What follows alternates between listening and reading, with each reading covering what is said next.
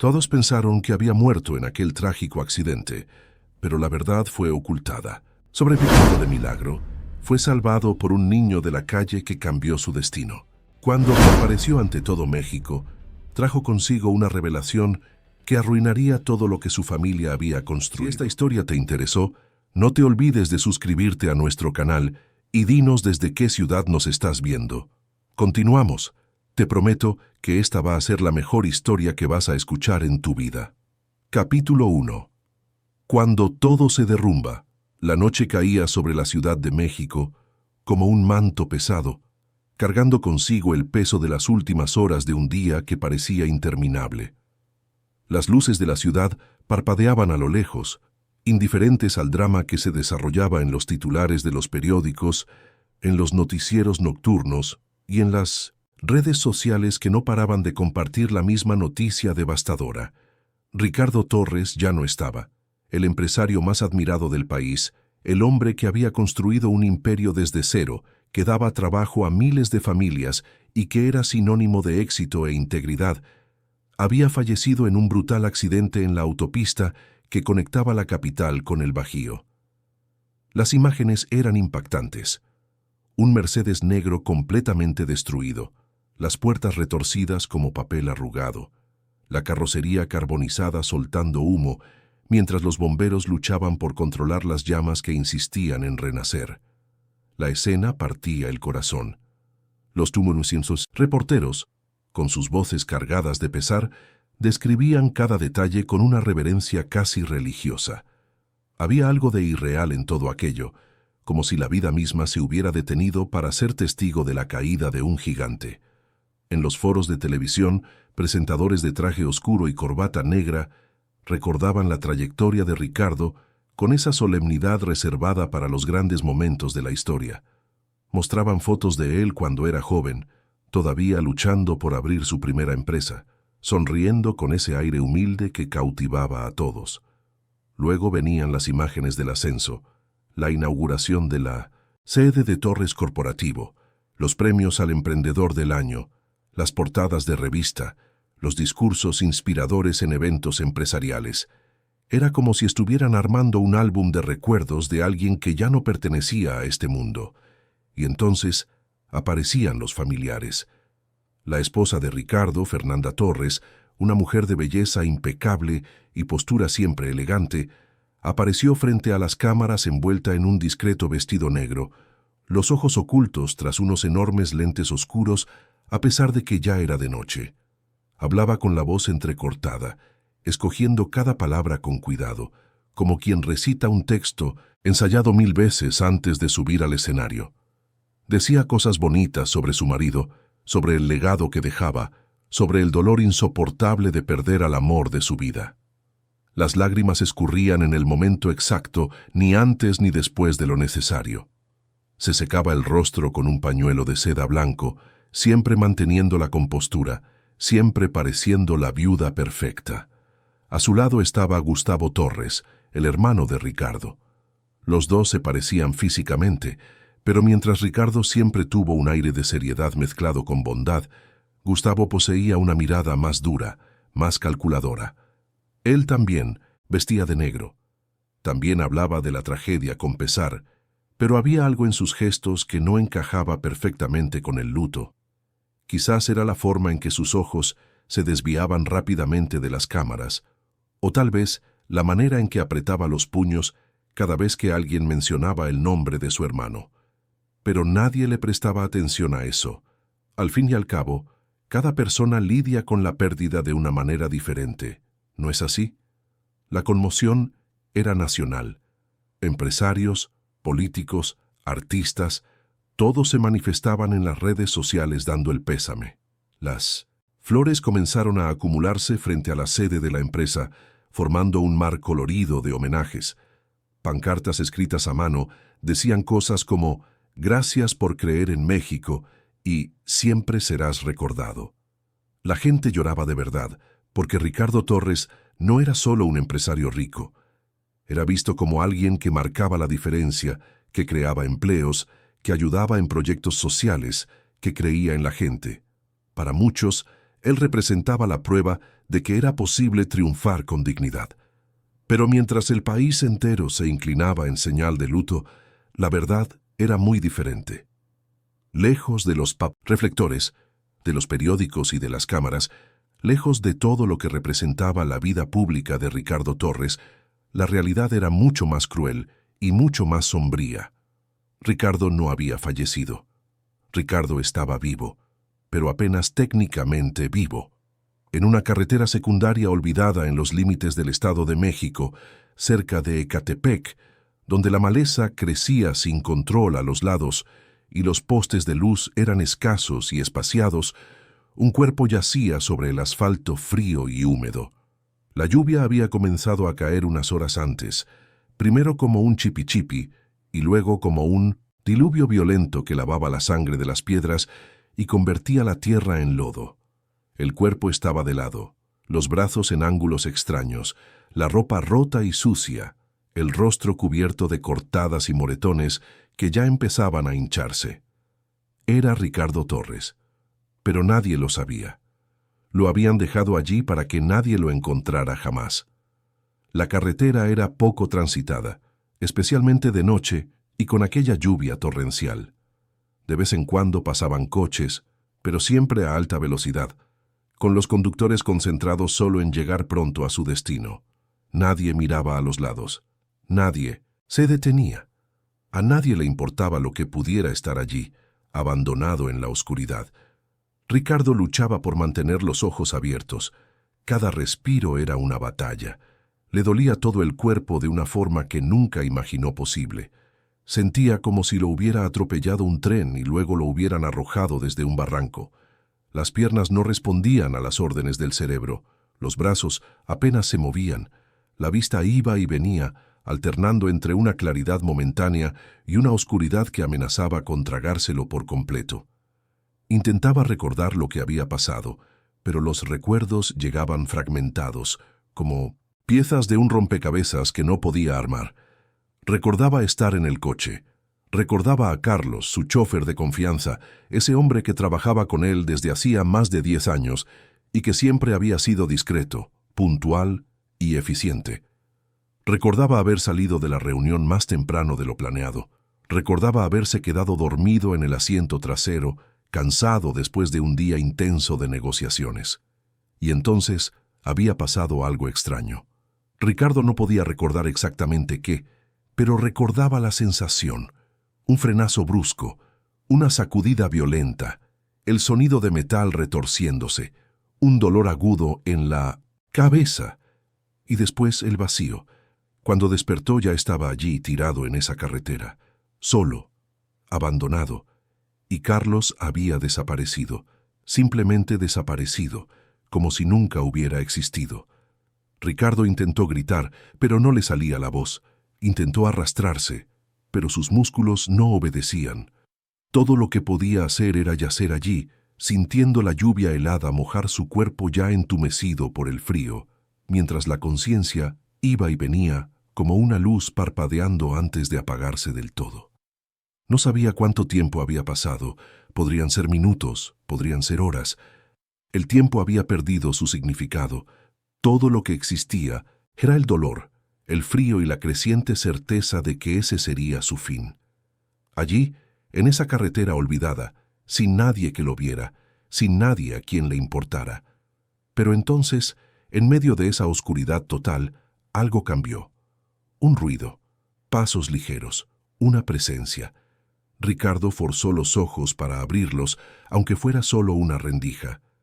A través de la cortina de lluvia y la neblina que nublaba su visión, logró distinguir una pequeña figura que se acercaba. Era un niño, un chavo. El niño debía tener unos 12 o 13 años. Era difícil decirlo con certeza en 1930, la poca luz que había. Era flaco, casi esquelético, con ropa gastada y rota que le colgaba floja en su pequeño cuerpo. Estaba descalzo, los pies cubiertos de lodo. El pelo revuelto se le pegaba a la cara mojada por la lluvia. Llevaba un costal de plástico en las manos, probablemente lleno de latas y botellas, que había pepenado a lo largo del día. El niño se detuvo cuando vio el cuerpo en el suelo. Por un momento se quedó mirando, como si no supiera qué hacer. Ricardo podía ver la expresión de miedo en los ojos del niño, mezclada con algo más, quizás curiosidad, quizás compasión. El niño dio un paso adelante, vacilante, y luego otro. Cuando llegó lo suficientemente cerca, se agachó junto a Ricardo. El niño extendió la mano temblorosa y tocó ligeramente el hombro del hombre herido. Ricardo sintió ese toque como si fuera un ancla que lo devolvía a la realidad, impidiendo que se ahogara por completo en la oscuridad. El niño acercó el rostro, observando las heridas, con los ojos muy abiertos por lo que veía. Murmuró algo, pero Ricardo no pudo entender. Quizás era solo el sonido de la lluvia que ahogaba las palabras, o quizás era su propia conciencia que fallaba de nuevo. Y entonces el niño hizo algo extraordinario. En lugar de huir, en lugar de simplemente seguir su camino y dejar a ese extraño a su suerte, decidió ayudar. Sin saber quién era ese hombre, sin imaginar su importancia o su poder. Movido solo por un instinto de humanidad que muchos adultos ya habían perdido hacía mucho tiempo, el niño decidió que no iba a dejar a nadie allí para morir solo. Con una fuerza que parecía imposible para alguien tan delgaducho, el niño comenzó a arrastrar a Ricardo. Centímetro a centímetro, tiraba del pesado cuerpo por el asfalto mojado, deteniéndose de vez en cuando para recuperar el aliento y luego volver a empezar. Era un esfuerzo hercúleo para alguien tan joven y desnutrido, pero el niño no se rendía. Había una determinación feroz en esos ojos cansados, una negativa a aceptar que esa vida pudiera simplemente apagarse así. Ricardo entraba y salía de la conciencia durante todo el trayecto. A veces abría los ojos y veía el cielo oscuro sobre él, las gotas de lluvia cayendo como lágrimas infinitas. Otras veces solo veía oscuridad, pero siempre sentía el tirón constante, esas pequeñas manos agarrando su ropa y arrastrándolo a algún lugar que no sabía dónde era. Después de lo que pareció una eternidad, finalmente llegaron. Era una bodega abandonada, o lo que quedaba de ella. Las paredes estaban desconchadas, cubiertas de grafitis y musgo. La mitad del techo se había derrumbado, dejando que la lluvia entrara por varias aberturas. El suelo era de concreto agrietado, cubierto de suciedad y escombros. Pero era un refugio. Era mejor que la carretera. El niño arrastró a Ricardo adentro, colocándolo en un rincón donde todavía había parte del techo intacto. Luego salió corriendo y volvió con pedazos de cartón, algunos trapos viejos e incluso una lona rota.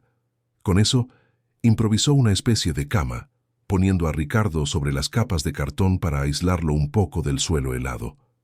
A continuación, el niño buscó entre sus pocas pertenencias. De una bolsa escondida detrás de unos ladrillos sueltos, sacó una botella de plástico con agua turbia y un pedazo de pan duro. Sin dudarlo, se lo ofreció todo a Ricardo. El empresario, incluso sin fuerzas, logró beber algunos sorbos. El agua tenía un sabor extraño, probablemente estaba contaminada, pero en ese momento era el néctar más precioso del mundo. El niño entonces tomó un trapo relativamente limpio, lo mojó con el agua y comenzó a limpiar las heridas de Ricardo con cuidado, haciendo lo mejor que podía con lo poco que tenía. Era una escena que parecía imposible. El hombre más rico de México, el empresario que manejaba negocios de millones, siendo cuidado por un niño de la calle que no tenía ni dónde dormir. Pero allí, en ese momento, no existía diferencia de clases, no existía dinero ni poder, solo existía un ser humano ayudando a otro, movido por pura compasión. Ricardo miró al niño a través de los ojos entrecerrados. Incluso en la penumbra, incluso a través de la neblina del dolor, logró ver el rostro de ese niño. Era un rostro marcado por la dureza de la vida, por los días sin comida suficiente, por las noches durmiendo a la intemperie. Pero también era un rostro iluminado por una bondad rara, por una pureza que el sufrimiento aún no había logrado destruir por completo. El niño se dio cuenta de que Ricardo lo estaba mirando y le dedicó una pequeña sonrisa tímida e incierta. Fue una sonrisa que decía muchas cosas sin usar palabras. Decía que todo estaba bien, que él iba a cuidar de ese extraño, que no tenía que tener miedo. Ricardo intentó hablar, intentó agradecer, pero no le salía la voz. Todo lo que consiguió fue un movimiento casi imperceptible con la cabeza, un gesto mínimo que esperaba que el niño entendiera como gratitud, y el niño entendió. Asintió de vuelta, luego se sentó al lado de Ricardo, recargando la espalda en la pared húmeda. Se quedaron así por un largo tiempo, el hombre herido acostado en el suelo improvisado, y el niño haciendo guardia a su lado, como si fuera un protector improbable, pero increíblemente valiente. Afuera, la lluvia seguía cayendo con fuerza, lavando la ciudad y borrando cualquier rastro de lo que había sucedido esa noche terrible. En las televisiones, los noticieros seguían repitiendo la misma historia. Ricardo Torres había fallecido, una tragedia nacional, una pérdida irreparable. Fernanda y Gustavo seguían recibiendo el pésame, firmando documentos, reorganizando el imperio que ahora les pertenecía. No tenían ni idea de que a solo unos kilómetros de allí, en esa bodega olvidada, el hombre que creían haber eliminado para siempre todavía respiraba, todavía luchaba, todavía se aferraba a la vida con la ayuda improbable de un niño que no tenía nada, pero que estaba dispuesto a darlo todo. La noche siguió, larga y fría. Ricardo alternaba entre momentos de lucidez y delirio. Cuando estaba consciente, sentía el dolor punzante en cada centímetro de su cuerpo. Cuando deliraba veía imágenes confusas, el rostro de Fernanda, frío y calculador, la mirada de Gustavo, llena de ambición mal disimulada, la figura de Carlos, su chofer, aceptando algo de alguien en una conversación que Ricardo no debería haber visto, pero vio. Los fragmentos de memoria comenzaban a formar un dibujo perturbador. Ricardo recordaba ahora pequeños detalles que antes parecían insignificantes. La insistencia de Gustavo para que firmara nuevos documentos transfiriendo parte del control de la empresa. La frialdad creciente de Fernanda en las últimas semanas, sus ausencias cada vez más frecuentes, sus respuestas evasivas cuando él le preguntaba dónde había estado. El comportamiento extraño de Carlos esa tarde, la forma en que evitaba la mirada de Ricardo por el retrovisor. Todo comenzaba a tener sentido de una manera horrible e imposible de aceptar. Al amanecer, cuando los primeros rayos de sol atravesaron las grietas del techo destruido, Ricardo todavía estaba vivo. Mal, pero vivo. Y a su lado, durmiendo sentado con la cabeza apoyada en las rodillas, estaba el niño que se había convertido en su salvador improbable. Ricardo miró a ese niño y sintió algo que hacía mucho tiempo no sentía: esperanza. No la esperanza vacía de los discursos corporativos, no la esperanza fabricada de las juntas de negocios. Era una esperanza real, visceral, nacida de la comprensión profunda de que todavía existían personas buenas en el mundo. Todavía existía la bondad desinteresada. Todavía había una razón para luchar. Y mientras el sol salía sobre la Ciudad de México, trayendo un nuevo día lleno de noticias falsas y lutos fingidos, en esa bodega abandonada nacía también una verdad simple pero poderosa. Ricardo Torres no se iba a rendir. Iba a sobrevivir. Iba a descubrir toda la verdad. Y cuando llegara el momento adecuado, iba a hacer justicia. No por venganza, sino porque ese niño que lo salvó merecía ver que el bien todavía podía ganar, incluso cuando todo parecía perdido. El primer capítulo de esa historia improbable apenas estaba comenzando, y ni Fernanda, ni Gustavo, ni nadie que hubiera conspirado contra él podía imaginar lo que estaba por venir. Capítulo 2. Fragmentos de la verdad. Los días siguientes fueron una lucha constante entre la vida y la rendición. Ricardo flotaba en un estado que no era ni conciencia ni inconsciencia, sino algo intermedio. Era como estar atrapado en un limbo donde el tiempo no tenía sentido y donde cada momento se estiraba hasta la eternidad. El dolor era su única compañía constante, una presencia que nunca lo abandonaba, que le recordaba a cada segundo que todavía estaba vivo, aunque fuera a duras penas. El niño no se apartó de su lado. Dormía allí mismo, en el suelo duro de la bodega, envuelto en trapos viejos que apenas lo protegían del frío de la madrugada. Durante el día salía en busca de comida y agua, siempre volviendo con lo poco que conseguía: pedazos de pan duro que alguien había tirado, frutas magulladas que ya nadie quería, agua de una llave pública que quedaba a unas cuantas cuadras de allí. Era poco, muy poco, pero era todo lo que tenía para ofrecer. Y lo ofrecía sin quejarse, sin pedir nada a cambio, sin hacer preguntas sobre quién era ese hombre o por qué estaba en ese estado. Para el niño bastaba saber que había alguien que necesitaba ayuda. El resto no importaba. Ricardo observaba todo aquello a través de la neblina de la fiebre y el dolor. Observaba cómo el niño compartía con él la última rebanada de pan, aunque eso significara quedarse con hambre. Observaba cómo mojaba trapos con agua fresca y los ponía sobre su frente ardiendo en fiebre, en un intento de bajar la temperatura.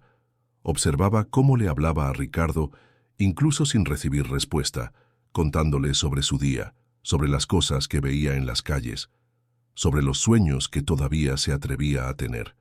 Fueron necesarios 5 días completos para que Ricardo consiguiera finalmente articular una palabra. Estaba amaneciendo, y el niño acababa de volver con una botella de agua y unos plátanos que había conseguido de alguna forma. Se arrodilló junto a Ricardo y comenzó a ayudarlo a beber, inclinando la botella despacio para que no se ahogara. Y fue entonces que Ricardo logró susurrar, con una voz ronca que apenas reconoció como suya: «Gracias». El niño casi dejó caer la botella del susto.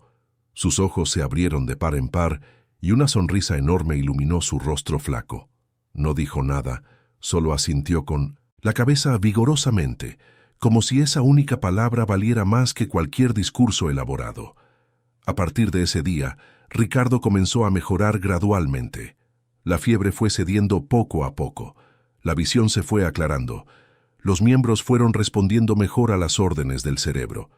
Todavía estaba muy lejos de estar bien, pero al menos ya no parecía que se iba a ir para el otro lado en cualquier momento. Y conforme su mente se despejaba, las preguntas comenzaron a surgir. Ricardo necesitaba entender quién era ese niño que lo había salvado. Necesitaba saber su historia, su nombre, cómo había terminado en esa vida de abandono. Fue una tarde, cuando el sol entraba por las grietas del techo, creando patrones de luz y sombra en el suelo polvoriento, que Ricardo finalmente logró hacer la pregunta que rondaba su mente. «¿Cómo te llamas?». El niño estaba sentado cerca de él, comiendo despacio una galleta que había conseguido de alguna forma. Dejó de masticar cuando escuchó la voz de Ricardo, sus ojos brillando con la sorpresa de tener a alguien conversando con él de verdad. «Luis», respondió simplemente con una sonrisa tímida. «Me llamo Luis». Ricardo repitió el nombre mentalmente, grabándolo, como si fuera lo más importante del mundo. Luis, el nombre del niño que le había salvado la vida cuando su propia familia lo había dejado para morir. «¿Y usted, señor?», preguntó Luis, con una curiosidad infantil que contrastaba con la madurez forzada que la vida en las calles le había impuesto. «¿Cómo se llama usted?». Ricardo dudó. Debía contar la verdad, sería seguro, pero al mirar esos ojos honestos, ese rostro que no conocía la malicia ni las segundas intenciones, decidió que Luis merecía saber. «Ricardo», dijo, «mi nombre es Ricardo». Luis asintió, claramente sin reconocer el nombre. Para él, Ricardo era solo otro hombre herido, no el famoso empresario cuyo supuesto fallecimiento había sacudido al país entero. Y había algo liberador en eso, en ser solo Ricardo, sin todos los títulos y expectativas que venían con su apellido. En los días que siguieron conversaron mucho, o mejor dicho, Luis conversaba y Ricardo escuchaba, guardando cada palabra, cada detalle sobre la vida de ese niño extraordinario. Luis tenía 13 años, cumpliría 14 en 2 meses.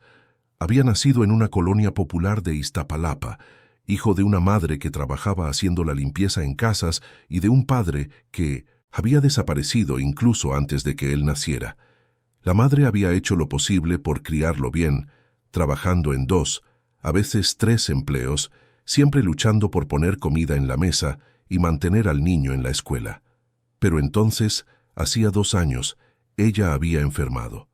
Luis no entendía bien qué era. Los adultos usaban palabras complicadas que él no conocía, pero sabía que era algo grave, algo que hacía que su madre se consumiera día tras día hasta que un día simplemente ya no despertó.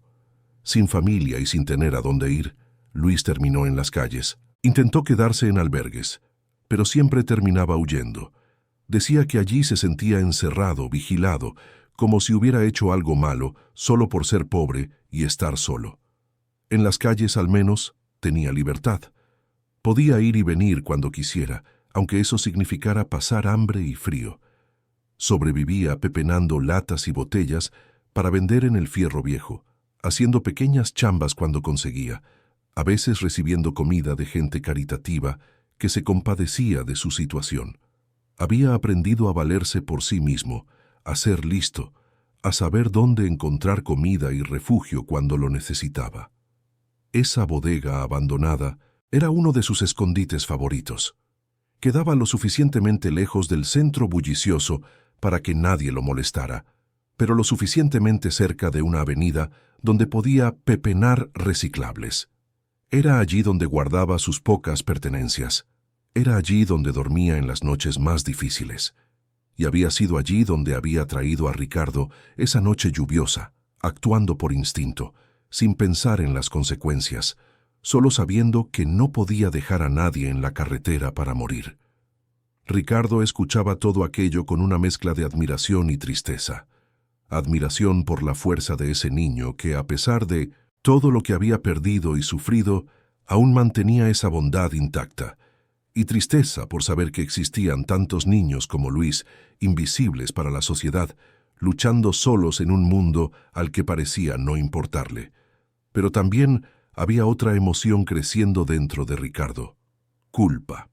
Había pasado años inmerso en su mundo de negocios y ganancias, tan enfocado en expandir su imperio que había perdido por completo el contacto con la realidad de la mayoría de la gente.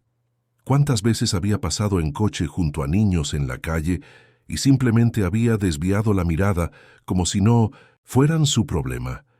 ¿Cuántas veces había cenado en restaurantes caros mientras del otro lado de la ventana había gente pasando hambre? Luis le había dado una lección de humanidad que ningún curso de maestría o seminario corporativo jamás podría enseñar.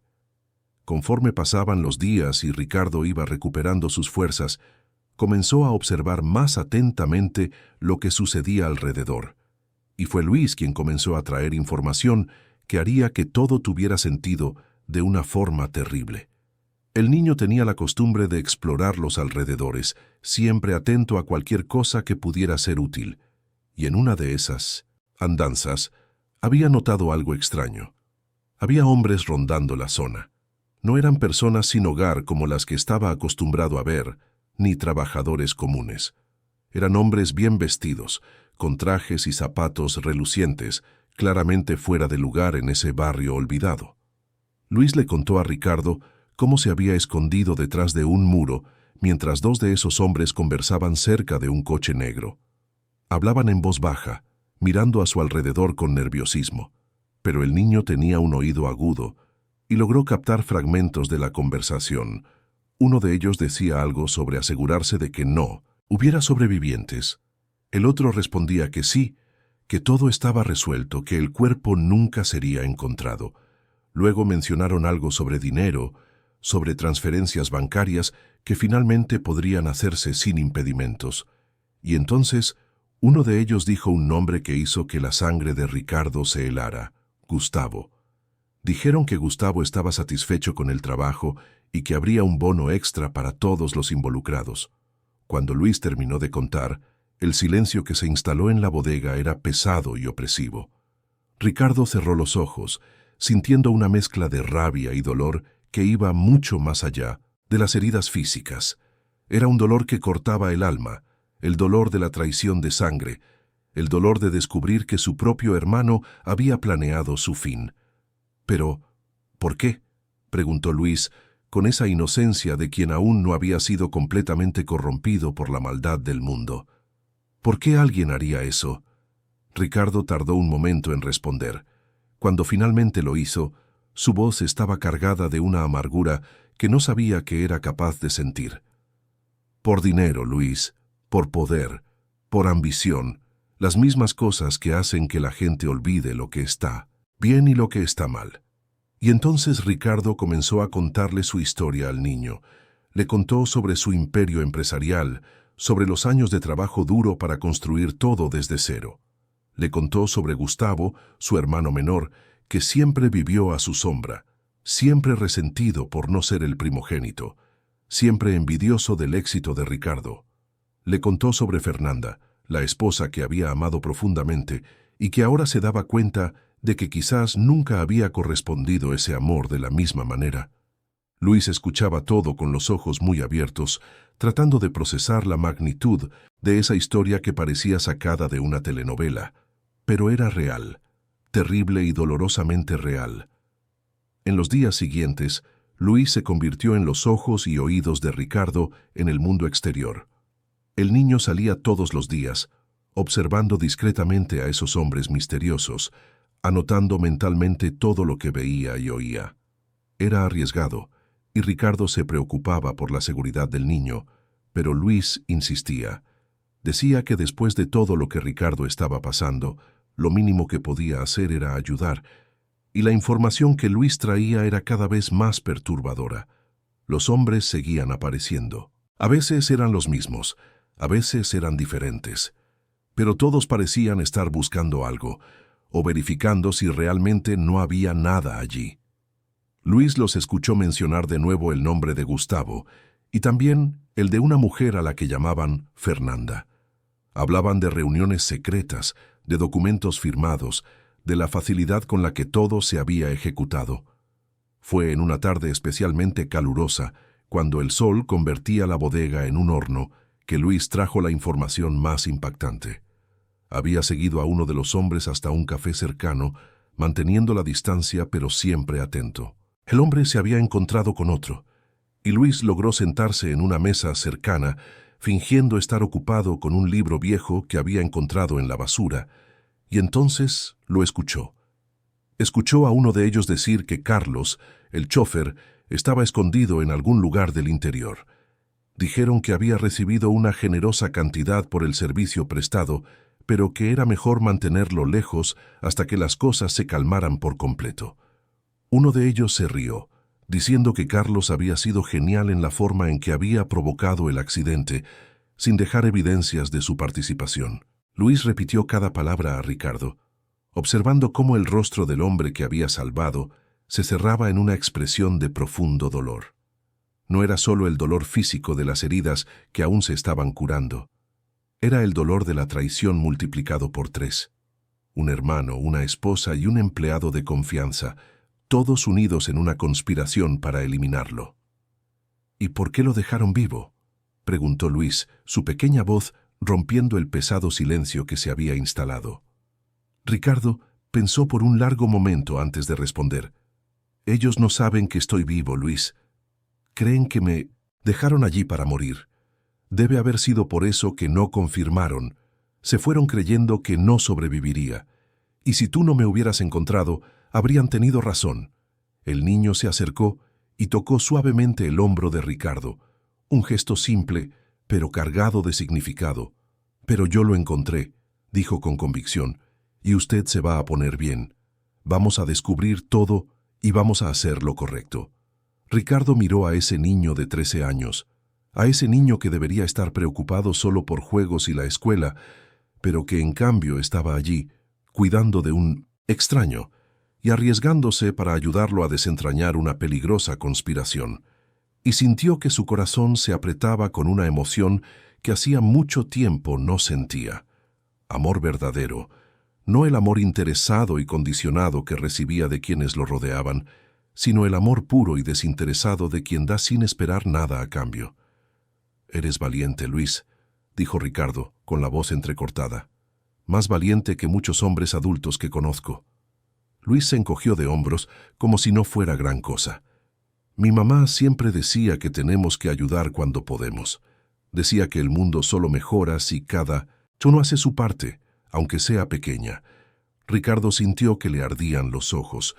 La madre de Luis, una mujer que nunca conocería, que había trabajado hasta el agotamiento para darle una vida digna a su hijo, había logrado enseñarle al niño valores que muchas personas ricas y poderosas nunca aprenderían. «Tenía razón», dijo Ricardo. «Tu mamá era una mujer sabia». Luis sonrió, una sonrisa triste pero orgullosa. «Sí que lo era. La extraño todos los días». Se quedaron en silencio por un tiempo, cada uno perdido en sus propios pensamientos. Afuera, la Ciudad de México continuaba su rutina frenética, indiferente al drama que se desarrollaba en esa bodega olvidada. Las noticias sobre Ricardo Torres ya habían salido de los principales noticieros, reemplazadas por otros escándalos y tragedias más recientes. Para el mundo, él ya era solo un recuerdo, un obituario archivado, una historia triste que la gente comentaba de pasada pero que pronto olvidaba. Pero allí, en ese escondite improbable, Ricardo estaba muy vivo, y más que eso, estaba comenzando a planear. Todavía no era el momento de revelar que había sobrevivido. Era necesario ser paciente, estratégico. Era necesario reunir pruebas irrefutables antes de hacer cualquier movimiento. Y para eso necesitaría ayuda. Fue entonces que Ricardo se acordó del doctor Agustín Méndez, un viejo amigo de los tiempos de la universidad. Agustín era médico, un cirujano respetado que se había alejado de los reflectores después de jubilarse unos años antes. Pero más importante que eso, Agustín era alguien en quien Ricardo podía confiar ciegamente. Habían pasado por muchas cosas juntos, y Ricardo sabía que, si había una persona en el mundo que lo ayudaría sin hacer preguntas incómodas, era él. El problema era cómo contactarlo sin alertar a los traidores. Cualquier llamada telefónica podía ser rastreada. Cualquier mensaje podía ser interceptado. Ricardo necesitaba pensar en una forma segura de comunicarse. Y fue Luis, una vez más, quien trajo la solución. El niño conocía a un señor que trabajaba en una librería de viejos cercana, un lugar donde vendían libros usados. El hombre era bondadoso. Siempre le daba libros viejos a Luis para que leyera cuando aparecía por allí. Luis sugirió que podría pedirle al hombre que hiciera una llamada anónima al doctor Agustín, acordando un encuentro discreto en un lugar que solo Ricardo y el médico conocían. Era arriesgado, pero era la mejor opción que tenían. Y así, en 1900, el 15º día desde el accidente, el plan se puso en marcha. Luis salió temprano esa mañana, llevando consigo un trozo de papel donde Ricardo había garabateado instrucciones precisas. El niño regresó horas después, trayendo la noticia de que la llamada se había hecho y que el doctor Agustín había aceptado ir al lugar indicado esa misma noche.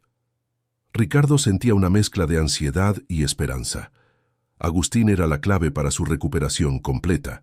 Con tratamiento médico adecuado, podría acelerar su curación y comenzar a trabajar más activamente en su plan para revelar la verdad. Cuando cayó la noche, Ricardo hizo algo que no había hecho en semanas. Se levantó. Sus piernas temblaban como gelatina y el dolor era intenso, pero logró ponerse de pie. Luis se quedó a su lado, listo para sostenerlo si se caía. Juntos, lentamente, salieron de la bodega por primera vez. El aire fresco de la noche chilanga nunca le había parecido tan revitalizante. Ricardo respiró hondo, llenando sus pulmones con ese aire que sabía a libertad y a una segunda oportunidad. El lugar de encuentro era un pequeño parque abandonado a pocas cuadras de allí. Luis lo había revisado antes para asegurarse de que estaba desierto. Y allí, sentado en una banca bajo la luz tenue de un poste, estaba el doctor Agustín. El médico se levantó en cuanto los vio acercarse.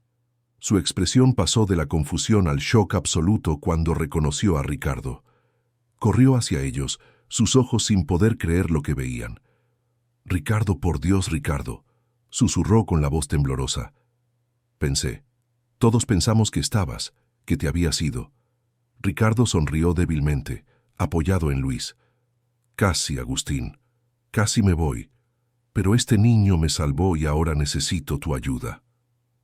Capítulo 3. La cosecha de pruebas.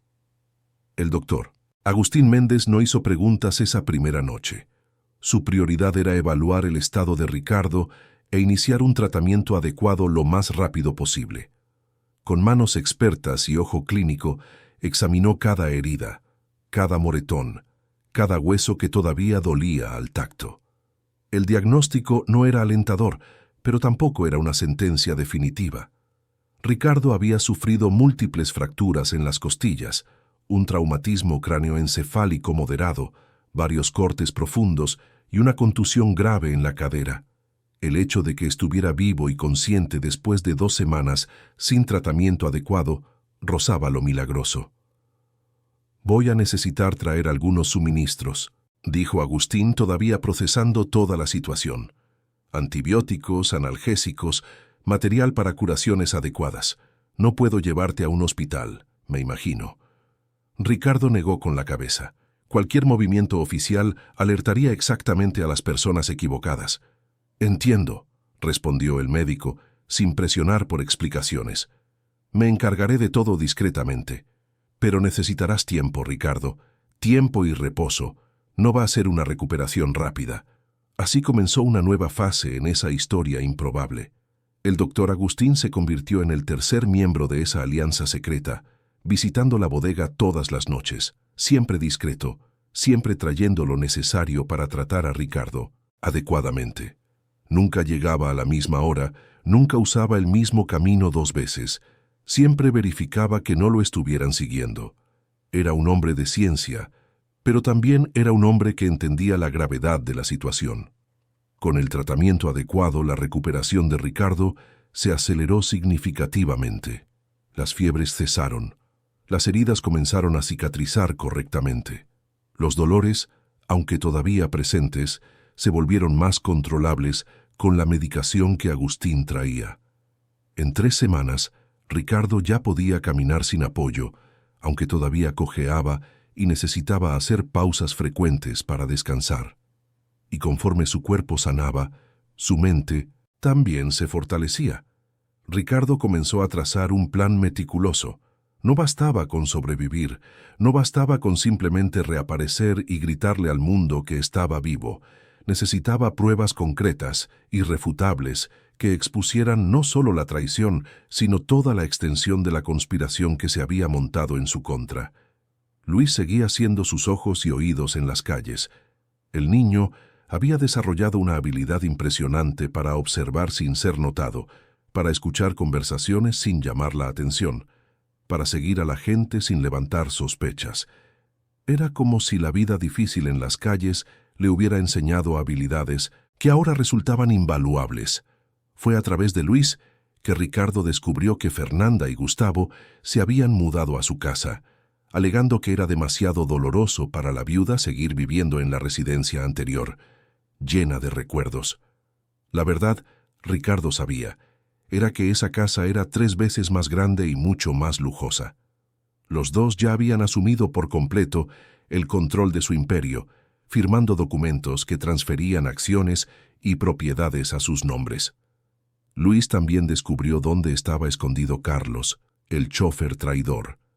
Era un pequeño ranchito en el interior del estado de Hidalgo, a Mint, unas 2 horas de la capital.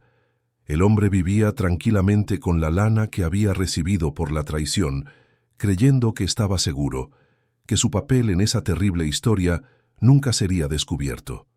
Pero descubrir no era suficiente. Ricardo necesitaba pruebas tangibles, y fue ahí donde el doctor Agustín tuvo una idea. Agustín tenía un sobrino que trabajaba con tecnología, un joven brillante especializado en seguridad digital y recuperación de datos. El muchacho, llamado Daniel, era discreto y leal a su familia. Agustín sugirió que podría ayudar a Ricardo a acceder remotamente a sistemas que contendrían las evidencias necesarias. Ricardo dudó al principio. Involucrar a una persona más significaba más riesgo, pero pronto se dio cuenta de que no tenía otra opción. Él no tenía las habilidades técnicas necesarias para hacerlo solo, y el tiempo era algo que no le sobraba. Daniel fue introducido al plan con cuidado. El joven de unos 25 años se quedó inicialmente en shock al descubrir que Ricardo Torres estaba vivo, pero rápidamente entendió la gravedad de la situación y se comprometió a ayudar. Había algo en él, una indignación moral ante la injusticia, que lo hacía querer ver que esa historia terminara de la forma correcta. Se estableció un pequeño centro de operaciones dentro de la bodega. Daniel trajo una laptop vieja pero funcional, alimentada por una batería portátil que recargaba diariamente. Con ese equipo simple, comenzó a hacer su magia digital. La primera incursión fue en los sistemas bancarios. Daniel logró acceder discretamente a las cuentas de Gustavo y Fernanda, trazando un mapa detallado de todos los movimientos financieros sospechosos que habían ocurrido en las últimas semanas. Transferencias millonarias hechas días después del supuesto fallecimiento de Ricardo. Depósitos en cuentas offshore. Pagos a empresas fantasma que con un poco más de investigación revelaron estar ligadas a Carlos y a los hombres que Luis había visto rondando la zona. Era como armar un rompecabezas macabro. Cada pieza revelaba un poco más de la trama cuidadosamente construida. Ricardo miraba esos números en la pantalla de la laptop y sentía una mezcla de rabia e incredulidad. Eran millones de pesos siendo desviados, un patrimonio que había construido a lo largo de décadas siendo saqueado por personas en las que había confiado. Pero las pruebas financieras, por más condenatorias que fueran, no eran suficientes. Ricardo quería más. Quería capturar la voz de los traidores, quería grabar sus confesiones, quería evidencias que fueran imposibles de negar o justificar. Y así fue como surgió la idea más audaz del plan. Daniel descubrió que Gustavo y Fernanda solían reunirse todos los miércoles en la oficina que antes pertenecía a Ricardo, ahora totalmente bajo su control. Las reuniones se llevaban a cabo siempre tarde en la noche, cuando ya no había más empleados en la sede de la empresa.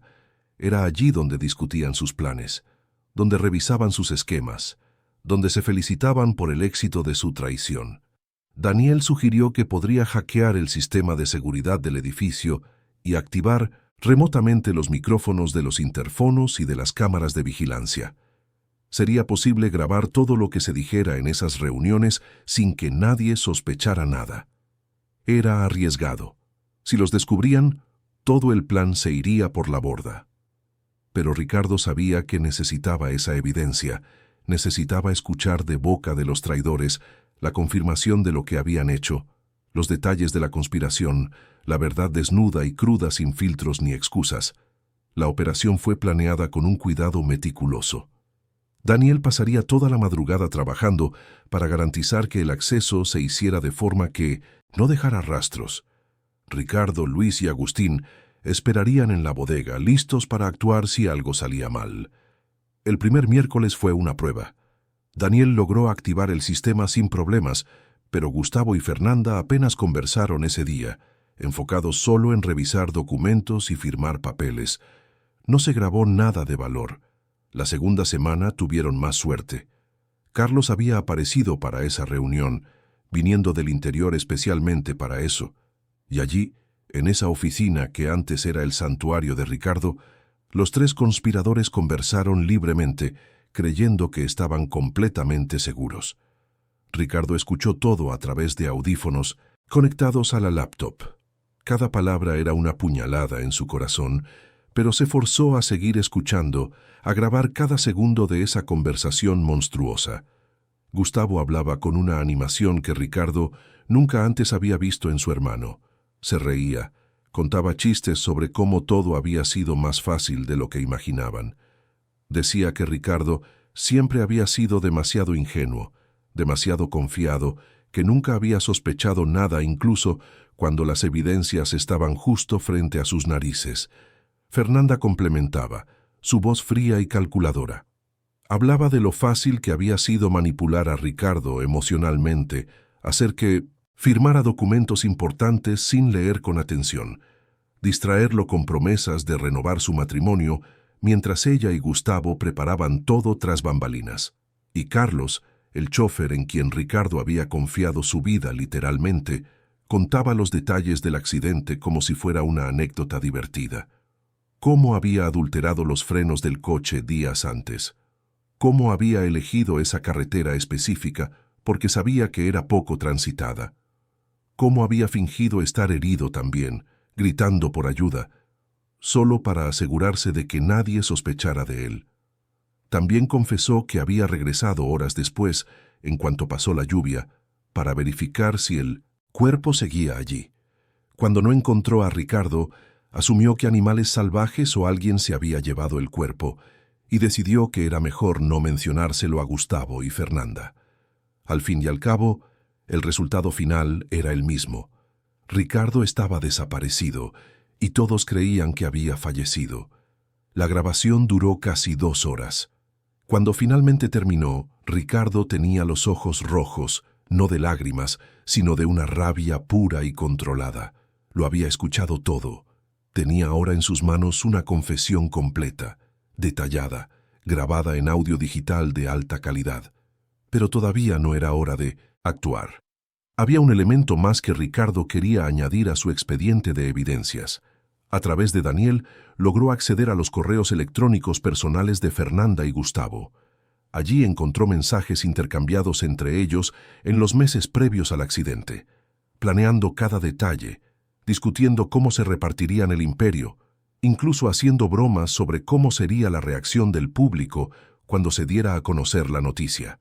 También había correos a abogados instruyéndolos sobre cómo preparar documentos que facilitarían la transferencia de activos, mensajes a asesores financieros sobre la mejor forma de mover grandes sumas sin despertar sospechas de las autoridades, un verdadero manual de cómo cometer una traición elaborada e intentar salir impune.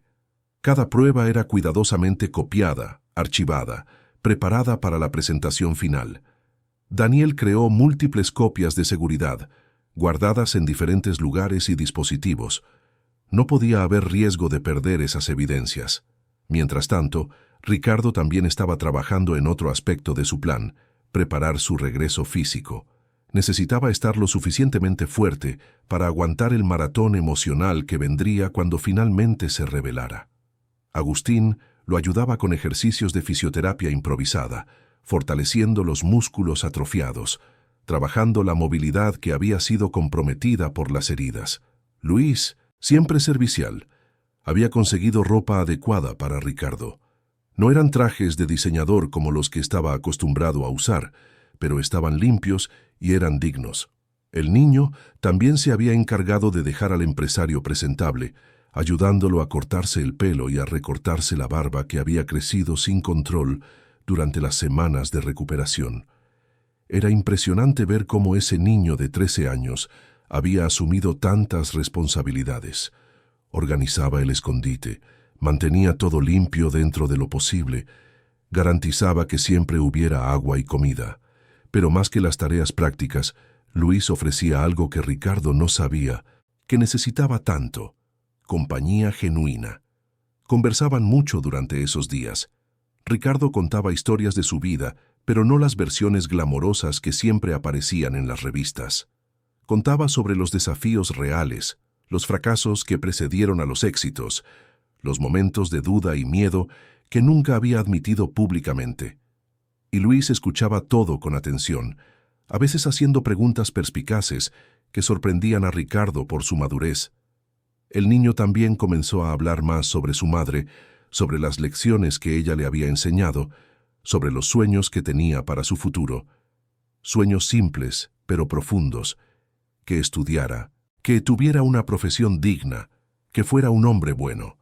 Ella siempre decía que no importaba si se hacía rico o pobre, siempre y cuando mantuviera su integridad intacta. Al escuchar eso, Ricardo se dio cuenta de algo fundamental. La madre de Luis, una mujer que probablemente nunca tuvo mucho más de lo necesario para sobrevivir, había logrado criar a un hijo mejor, más íntegro y más humano de lo que él mismo había sido durante gran parte de su vida. Le había dado al niño valores que todo el dinero del mundo no podía comprar. Y Ricardo se hizo una promesa silenciosa. Cuando todo aquello terminara, cuando la verdad saliera a la luz y recuperara su lugar en el mundo, se aseguraría de que Luis tuviera todo lo que su madre había soñado para él.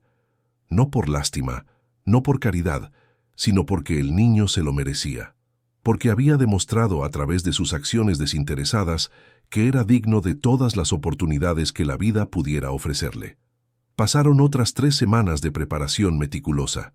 Ricardo ahora estaba casi completamente recuperado físicamente. Los dolores todavía existían, pero eran controlables. Podía caminar normalmente, hablar con claridad, pensar con la misma agudeza que siempre tuvo. El expediente de pruebas estaba completo. Grabaciones de audio, documentos financieros, correos electrónicos comprometedores, todo meticulosamente organizado y preparado para ser presentado de forma que fuera imposible de rebatir o refutar. Había llegado la hora de planear el regreso. Ricardo quería que fuera algo público, algo que no dejara dudas, algo que forzara a los traidores a enfrentar las consecuencias de sus actos ante el país entero. Decidió que organizaría una conferencia de prensa, convocando a los principales medios de comunicación para lo que se anunciaría como un importante pronunciamiento sobre el futuro de Torres corporativo. Gustavo y Fernanda seguramente asistirían, pensando que sería solo otra oportunidad para consolidar su posición como nuevos líderes de la empresa. No tendrían ni idea de lo que les esperaba. Daniel sería responsable de garantizar que todo se transmitiera en vivo, sin posibilidad de censura o interrupción. Ya se había puesto en contacto con periodistas de confianza, sembrando la semilla de que algo grande estaba por suceder, asegurando que la cobertura sería máxima. Agustín se encargaría de estar presente, no solo como apoyo moral, sino también como testigo médico, alguien que podría atestiguar el estado de Ricardo cuando fue encontrado y el tratamiento que fue necesario para salvarlo. Y Luis, el niño que había iniciado todo aquello con un simple acto de bondad, también estaría allí. Ricardo insistía absolutamente en eso. El país necesitaba conocer a ese niño extraordinario. Necesitaba saber que había sido un niño quien había salvado a uno de los hombres más poderosos del país cuando su propia familia lo había traicionado. La noche anterior a la conferencia programada, Ricardo no pudo dormir. Se quedó despierto, mirando el techo agrietado de la bodega que había sido su refugio durante tantas semanas. Pensó en todo lo que había pasado, en cómo su vida había cambiado de forma tan drástica e inesperada. Había algo liberador en todo aquello, se dio cuenta. Sí, había sido una experiencia terrible y dolorosa. Sí, había descubierto traiciones que jamás imaginó posibles. Pero también había descubierto verdades sobre sí mismo, sobre lo que realmente importaba en la vida, sobre el valor de las conexiones humanas genuinas. Luis dormía cerca de él, envuelto en una cobija que Agustín había traído. El niño tenía un sueño tranquilo, el sueño de quien sabe que hizo lo correcto, de quien puede descansar con la conciencia en paz. Ricardo lo miró y sintió un amor paternal que nunca antes había experimentado, ni siquiera cuando consideraba la posibilidad de tener hijos con Fernanda. Este niño me cambió la vida, pensó Ricardo. Me salvó de una forma que va mucho más allá de lo físico. Me mostró que todavía había bondad en el mundo, que todavía había esperanza, que todavía había una razón para creer en la gente. Y mañana, el mundo entero conocería la historia de Luis. El país conocería al niño que salvó a Ricardo Torres, y Ricardo se aseguraría de que la vida de Luis cambiara para siempre, de la misma manera que Luis había cambiado la suya. Cuando el sol salió esa última mañana en la bodega, Ricardo sintió una mezcla de nerviosismo y determinación. Era hora de volver, era hora de enfrentar a los traidores, era hora de hacer justicia. Luis se despertó y sonrió al verlo ya vestido y preparado. El niño también se arregló rápidamente, vistiendo la ropa nueva que Daniel le había traído. Era sencilla, pero digna, perfecta para la ocasión. «Tengo miedo», confesó Luis mientras se preparaban para salir. Ricardo se arrodilló para quedar a la altura del niño y le puso las manos en los hombros. «Yo también, Luis, pero el miedo solo nos paraliza si lo dejamos, y no vamos a dejarlo. Vamos allá, vamos a contar la verdad, y vamos a demostrar que el bien todavía puede ganar. El niño asintió, su expresión volviéndose más determinada. Juntos salieron de la bodega por última vez. Daniel ya los esperaba con un coche discreto.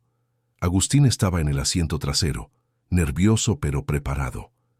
Mientras el vehículo avanzaba por las calles de la Ciudad de México hacia el lugar de la conferencia, Ricardo miró por la ventana, observando la ciudad que tantas veces había atravesado sin verla realmente.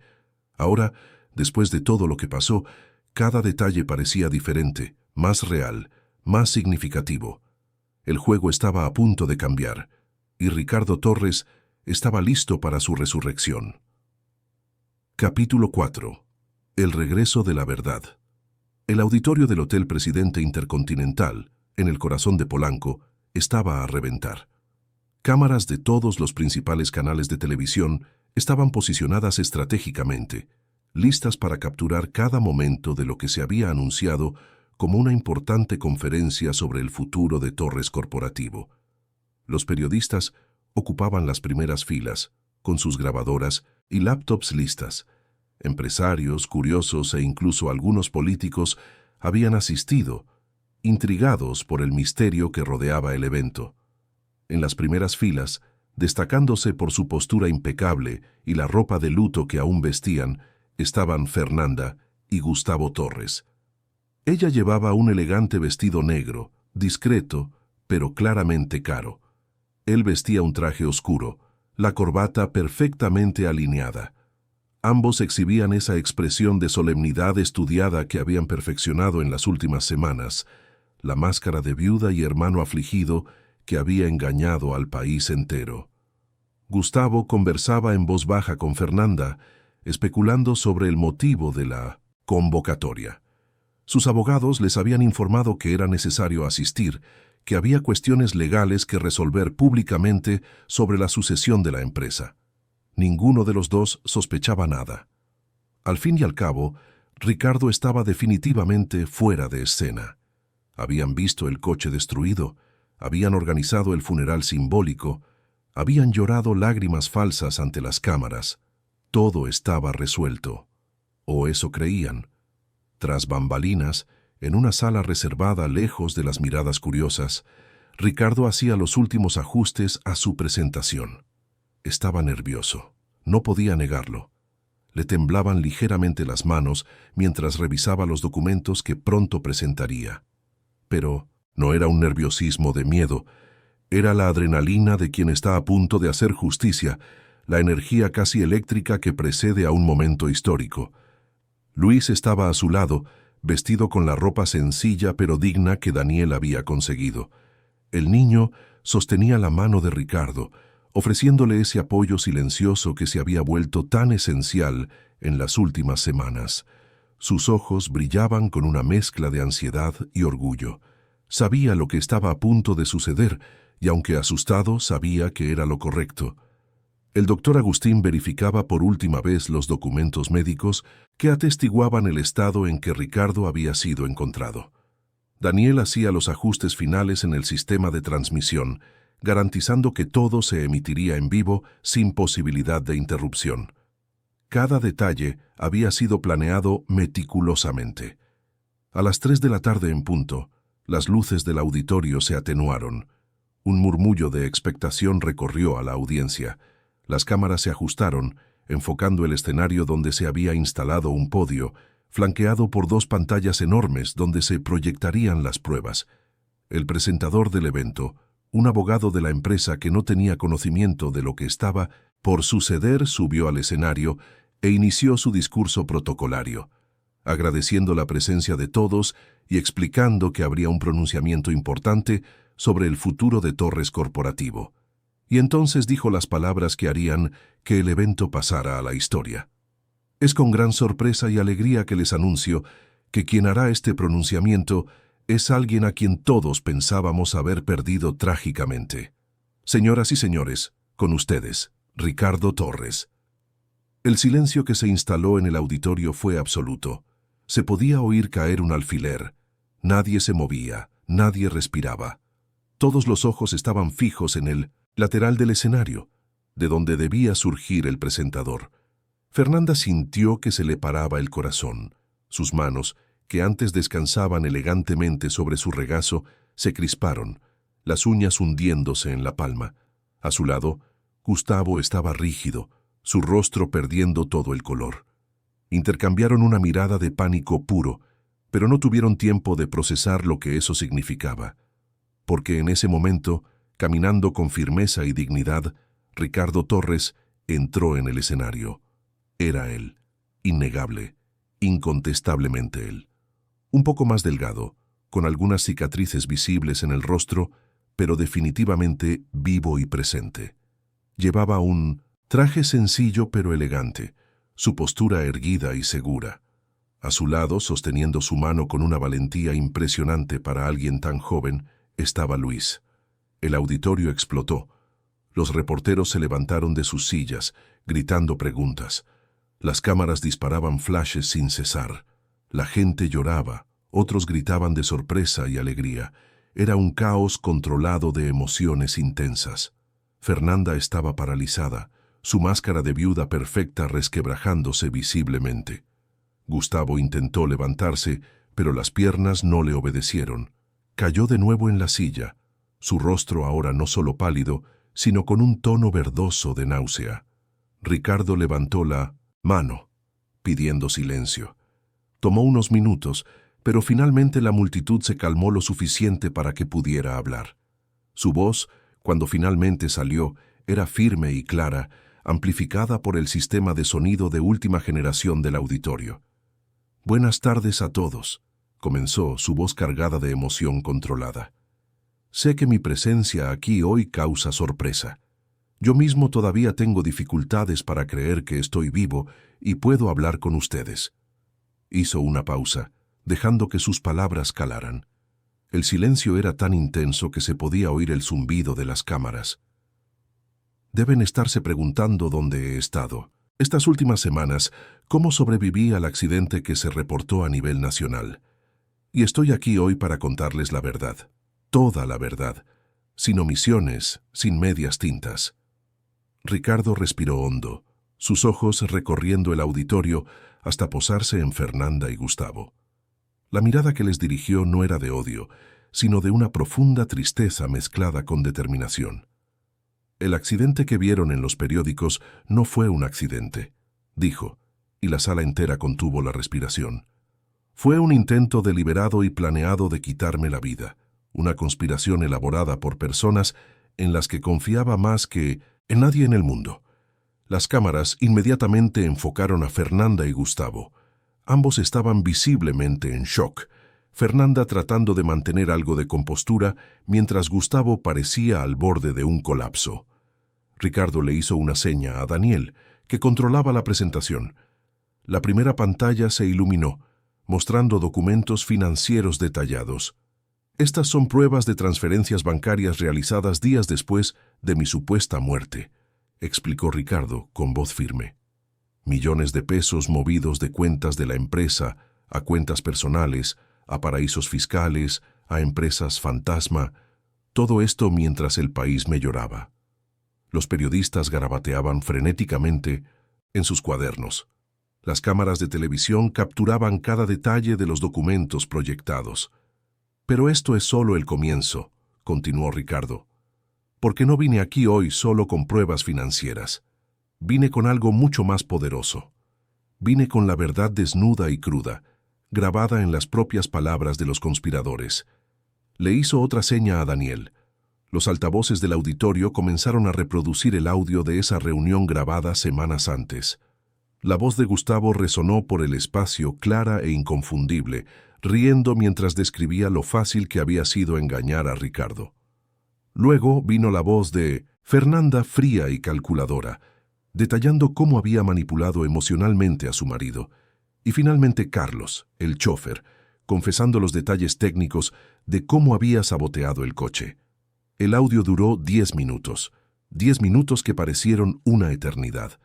Cuando finalmente terminó, el silencio en el auditorio era sepulcral. No era solo shock, era horror, repulsión, indignación. Fernanda había escondido el rostro entre las manos. Gustavo estaba encorvado sobre sí mismo, como si le hubieran dado un puñetazo en el estómago. No había forma de negarlo, de justificarlo. Sus propias voces los condenaban de forma irrefutable.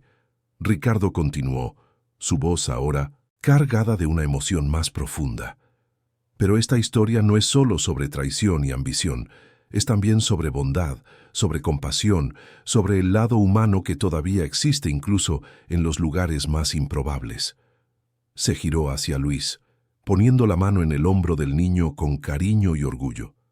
Cuando me abandonaron en esa carretera, dado por muerto, realmente habría fallecido si no fuera por este niño extraordinario.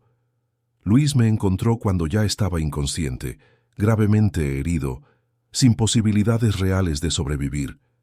Y él, un niño que vive en las calles, que no tiene prácticamente nada, decidió ayudarme. La voz de Ricardo se quebró por un momento. Se aclaró la garganta, los ojos brillando con lágrimas que ya no intentaba ocultar. Luis me arrastró a un refugio. Me cuidó con lo poco que tenía. Compartió conmigo su comida y su agua, aunque eso significara pasar hambre. Limpió mis heridas, se quedó a mi lado día y noche, me protegió cuando estaba completamente vulnerable, y lo hizo todo sin saber quién era yo, sin esperar nada a cambio. Me salvó simplemente porque era lo correcto. Luis lloraba en silencio, las lágrimas corrían por su rostro flaco. Pero eran lágrimas, de emoción, de orgullo, de alivio por ver finalmente que se contaba la verdad. La audiencia estaba completamente absorta. Muchos también lloraban. Había algo profundamente conmovedor en esa historia, un contraste brutal entre la codicia de los poderosos y la bondad desinteresada de un niño. Ricardo tomó un pañuelo y secó suavemente las lágrimas de Luis antes de continuar. Mientras mi propia familia tramaba mi eliminación por el dinero y el poder que dejaría atrás, fue este niño, que no tenía nada, quien me lo dio todo. Me dio esperanza. Me dio una razón para luchar. Me mostró que todavía existe la bondad genuina en el mundo. Se giró de nuevo hacia la audiencia, su expresión ahora más seria. Hoy no vine aquí solo para exponer una conspiración, aunque eso es necesario y justo. Vine también para hacer un anuncio que es más importante que cualquier negocio o transacción financiera que haya hecho en toda mi carrera. Ricardo se arrodilló junto a Luis, quedando a la altura del niño. Sostuvo ambas manos del niño, mirándolo directamente a los ojos. Luis, me salvaste de una forma que va mucho más allá de lo físico. Me mostraste lo que realmente importa en la vida. Y por eso, ante todo este país, quiero decir que no eres solo mi salvador. Eres mi familia, mi verdadera familia. El niño sollozó, lanzando los brazos alrededor de Ricardo en un fuerte abrazo. El empresario lo envolvió, sosteniéndolo con fuerza, dejando que sus propias lágrimas finalmente cayeran libremente. La escena era desgarradora. Las cámaras capturaban cada momento, transmitiéndolo a millones de hogares en todo México. No había un ojo seco en la audiencia. Incluso los periodistas más curtidos se limpiaban discretamente el rostro. Cuando finalmente se separaron, Ricardo se levantó, todavía sosteniendo la mano de Luis. A partir de hoy, continuó, Luis tendrá todo lo que merece y lo que su maravillosa madre, que lamentablemente ya no está entre nosotros, soñó para él. Tendrá educación, un hogar, oportunidades. Será protegido y cuidado no por caridad, sino porque ha demostrado a través de sus acciones desinteresadas que es digno de todas las bendiciones que la vida puede ofrecer. El auditorio estalló en aplausos. Fue una ovación de pie, espontánea y calurosa. Todos estaban de pie, aplaudiendo, muchos todavía llorando. Era un momento de catarsis colectiva, de alivio al ver que todavía existía la justicia en el mundo, que el bien podía vencer al mal. Ricardo dejó que los aplausos continuaran por unos minutos antes de pedir silencio de nuevo. En cuanto a aquellos que conspiraron contra mí, dijo, mirando directamente a Fernanda y Gustavo, no busco venganza, busco justicia. Todas las pruebas que he presentado aquí hoy han sido entregadas a las autoridades competentes. No seré yo quien decida su destino, será la ley. pero quiero que sepan que, a pesar de todo lo que hicieron, los perdono. Porque aprendí a través del ejemplo de Luis que guardar odio en el corazón solo envenena nuestra propia alma. Fernanda finalmente levantó el rostro. Estaba destrozada, su maquillaje corrido por las lágrimas, todo ese barniz de sofisticación completamente deshecho. Gustavo ni siquiera podía mirar a su hermano. Mantenía la cabeza baja, los hombros encorvados en derrota. Los guardias de seguridad ya se movían hacia ellos. Los investigadores que habían recibido previamente las pruebas estaban presentes en el evento, listos para actuar. No habría huida, no habría escapatoria. Ricardo continuó, su voz ahora más suave, más reflexiva. Esta experiencia me ha cambiado profundamente. Me ha mostrado que había perdido el rumbo de lo que realmente importa. Estaba tan enfocado en construir un imperio que me olvidé de construir conexiones humanas verdaderas. Me rodeé de personas que estaban interesadas en lo que yo tenía, no en lo que yo era. Apretó la mano de Luis. Pero este niño me enseñó de nuevo el valor de la compasión, de la bondad desinteresada, de la lealtad verdadera. Y por eso, a partir de hoy, mi vida y mi trabajo tendrán un propósito diferente. Ricardo hizo una pausa, dejando que todos absorbieran sus palabras. Voy a reconstruir Torres Corporativo sobre nuevos principios. Transparencia absoluta, responsabilidad social real, no solo marketing. Y voy a crear una fundación dedicada específicamente a ayudar a niños en situación de calle, niños como Luis, que merecen oportunidades, pero que la sociedad ha olvidado. Más aplausos, más lágrimas. Era un momento histórico, no solo por la revelación de la conspiración, sino por la promesa de una transformación genuina. Ricardo concluyó su discurso mirando directamente a las cámaras, sabiendo que millones estaban viendo. Si hay algo que quiero que se lleven de esta historia, es esto. Nunca subestimen el poder de un acto de bondad. Luis me salvó con un gesto simple, movido solo por compasión. Y ese gesto no solo salvó mi vida, sino que transformó por completo quién soy. Cada uno de nosotros tiene el poder de marcar la diferencia en la vida de alguien.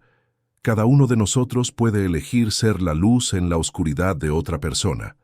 Y prometo, desde el fondo de mi corazón, que dedicaré el resto de mi vida a honrar el regalo que Luis me dio. El regalo de una segunda oportunidad. Hizo una reverencia, sosteniendo a Luis a su lado. La ovación que siguió fue ensordecedora. La gente lloraba abiertamente, aplaudía con fuerza, gritaba palabras de apoyo y aliento. En los días que siguieron, la historia de Ricardo y Luis dominó todos los titulares. La grabación de la conferencia se volvió viral, compartida millones de veces en redes sociales. El país entero debatía sobre valores, sobre el verdadero significado de la familia, sobre cómo el poder y el dinero pueden corromper hasta los lazos más sagrados. Fernanda y Gustavo fueron formalmente acusados. Las pruebas eran tan contundentes que no había posibilidad de una defensa real. Carlos también fue arrestado, capturado en Hidalgo donde creía estar seguro.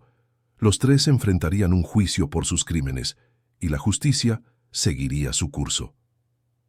Torres Corporativo pasó por una reestructuración completa. Ricardo asumió de nuevo el control, pero esta vez con una visión completamente diferente. Implementó políticas de transparencia sin precedentes en el mundo corporativo mexicano. Creó programas de responsabilidad social que realmente marcaban la diferencia.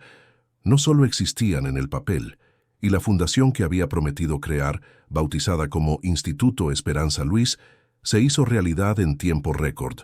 Comenzó atendiendo a 50 niños en situación de calle, ofreciéndoles refugio, educación, apoyo psicológico y capacitación profesional.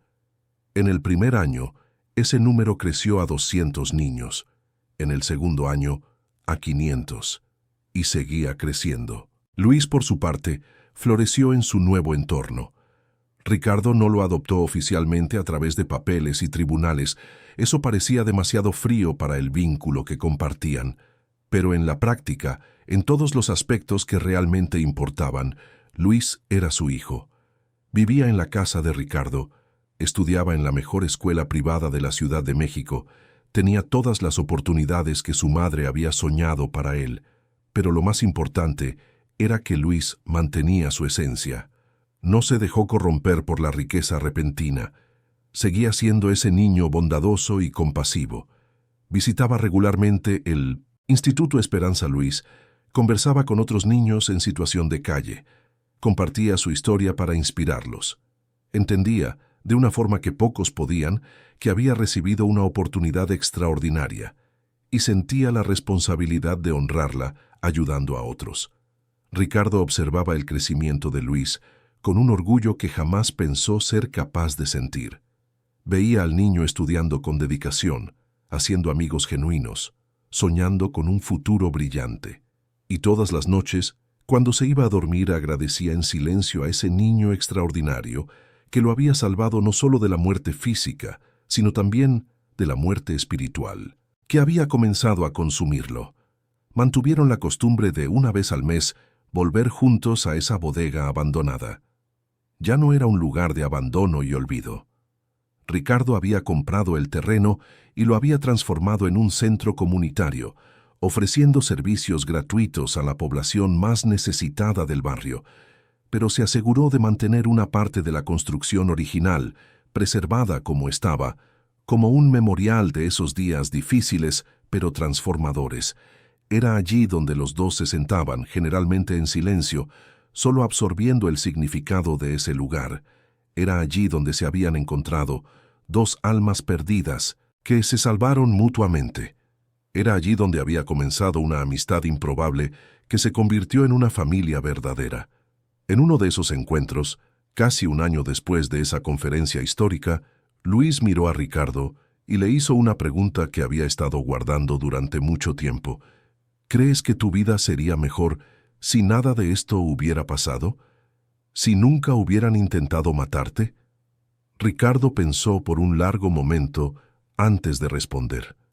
Era una pregunta compleja, cargada de capas de significado. No, respondió finalmente, no lo creo, porque si nada de esto hubiera pasado, probablemente seguiría viviendo esa vida vacía, rodeado de gente falsa, completamente desconectado de lo que realmente importa. Nunca te habría conocido, nunca habría aprendido las lecciones que aprendí, nunca me habría convertido en la persona que soy hoy. Puso la mano en el hombro de Luis. Esa experiencia terrible me dio el regalo más grande que he recibido. Tú, y a través de ti, redescubrí mi propia humanidad. Luis sonrió, esa sonrisa tímida pero genuina que Ricardo había aprendido a valorar tanto. Mi mamá solía decir que a veces Dios permite que pasen cosas malas para que puedan nacer cosas buenas. Creo que tenía razón. Ricardo asintió, sintiendo que le ardían los ojos con lágrimas que ya no tenía vergüenza de dejar caer. Tu mamá era una mujer muy sabia, Luis, y crió a un hijo extraordinario. Solo desearía que pudiera ver el hombre increíble en el que te estás convirtiendo. Se quedaron allí por unas horas más, conversando de todo y de nada, planeando el futuro, recordando el pasado, simplemente disfrutando de la compañía del otro. Cuando finalmente se fueron, el sol ya se estaba poniendo sobre la Ciudad de México, pintando el cielo con tonos de naranja y rosa. Y mientras caminaban, juntos de regreso al coche, padre e hijo no por sangre sino por elección y amor, Ricardo pensó en lo extraña y maravillosa que era la vida. Cómo los peores momentos pueden llevar a los mejores, cómo la oscuridad más profunda puede revelar la luz más brillante, cómo un simple acto de bondad puede cambiar no solo una vida, sino crear olas de transformación que tocan a incontables personas más. Fernanda y Gustavo habían intentado quitárselo todo, e irónicamente, al hacerlo, le habían dado algo que todo su dinero y poder nunca pudieron comprar. Una familia verdadera, un propósito real y una vida que valía la pena vivir. La historia de Ricardo Torres y Luis Sánchez, como los periódicos comenzaron a llamarlos, se volvió legendaria. Fue tema de documentales, artículos, incluso de una película que recaudó fondos para el Instituto Esperanza Luis. Pero para los dos protagonistas no era una historia. Eran simplemente sus vidas, entrelazadas de forma inesperada, pero profundamente significativa. Años después, cuando Luis ya era un joven adulto estudiando medicina, con el objetivo de ayudar a comunidades necesitadas, miraría hacia atrás y entendería completamente la magnitud de lo que había sucedido. No solo había salvado a un hombre esa noche lluviosa, se había salvado a sí mismo también, sacándose de un futuro potencialmente sombrío y abriendo las puertas a posibilidades que jamás imaginó posibles. Y Ricardo, viendo a Luis graduarse, viéndolo convertirse en el médico compasivo y dedicado que soñaba ser, sentía que su corazón rebosaba de gratitud. Gratitud por ese niño extraordinario. Gratitud por la segunda oportunidad que la vida le había dado. Gratitud por haber aprendido, aunque de la forma más dolorosa posible, que el verdadero valor de una persona no está en cuánto posee, sino en cuánto está dispuesta a dar. La bodega, donde todo comenzó, permaneció como un recordatorio físico de esa transformación, y en los días en que tanto Ricardo como Luis se sentían abrumados por los desafíos de la vida, era allí a donde regresaban. Se sentaban en el mismo rincón donde Luis había cuidado de Ricardo durante esas primeras noches terribles, y recordaban que habían sobrevivido a lo peor. Y si habían sobrevivido a eso, podían sobrevivir a cualquier cosa. Porque al final, esa historia no era sobre traición o venganza, era sobre redención, era sobre cómo el amor y la bondad pueden surgir en los lugares más improbables. Era sobre cómo un niño sin nada le enseñó a un hombre que lo tenía todo sobre lo que realmente importa. Y esa lección, transmitida a través del simple acto de un niño ayudando a un extraño en una noche lluviosa, resonaría por generaciones, inspirando a incontables personas a elegir la compasión en lugar de la indiferencia, la bondad en lugar de la crueldad, el amor en lugar del egoísmo. El imperio de Ricardo Torres continuaría existiendo y prosperando, pero ahora construido sobre cimientos completamente diferentes, y a su lado, guiando sus decisiones, recordándole siempre lo que realmente importa, estaría Luis, el niño que salvó mucho más que una vida esa noche de lluvia.